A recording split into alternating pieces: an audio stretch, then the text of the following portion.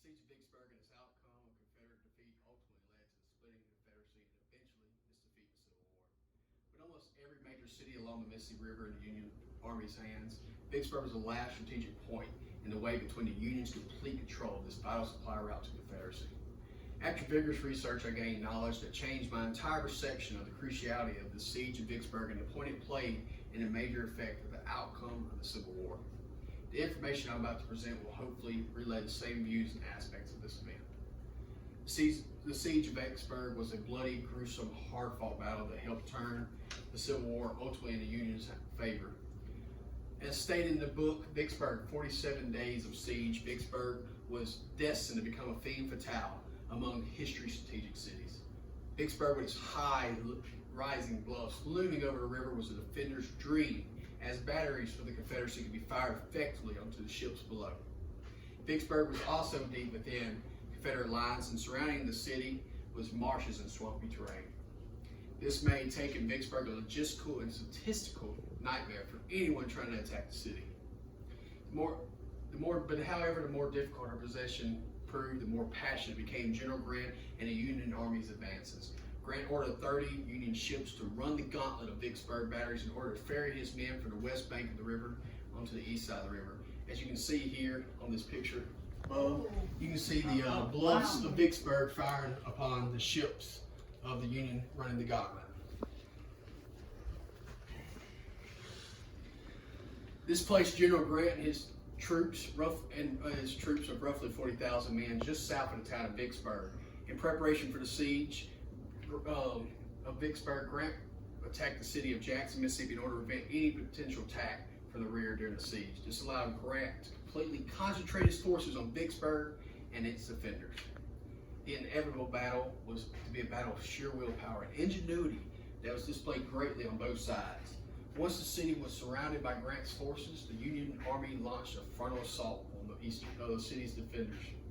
The city was easily repelled and was costly for Union attackers who lost 4,000 men.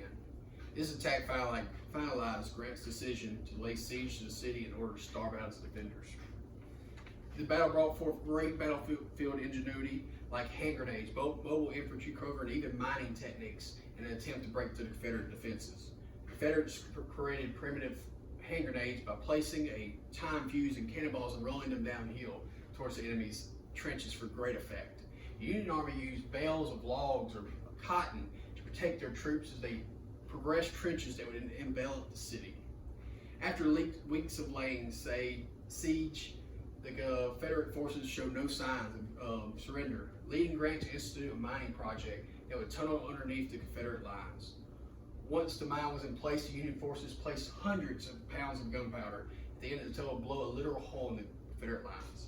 However, this was done in vain because before the tunnel was completed, the defenders caught wind of the plot and moved their lines away from the future blast zone. Grant was just going to have to wait out the stubborn defense of the Confederate forces. The battle tested the wills of both armies, as well as the will of people living inside the city for a horrific 47 days. The effective siege cut off any supplies going into the city, which led to food shortages. The townspeople and the troops looked for anything they could find and started scavenging and ate anything including horse feed, horses, dogs, cats, roots, rats, and even leather from the shoes they were wearing in order to survive the horrific conditions of the siege. Food became the deciding factor in the battle as thousands of defending troops were collapsing from starvation and fatigue. The Union Army's resources and manpower proved too vast for the Confederate Army. On July 4th, 1863, the city of Vicksburg and the control of the Mississippi River was surrendered to the Union for the remainder of the Civil War. The defeat cut off the western and the eastern Confederate state supply routes between each other. This kept both sides of the Confederacy from being able to support each other significantly with either troops or supplies.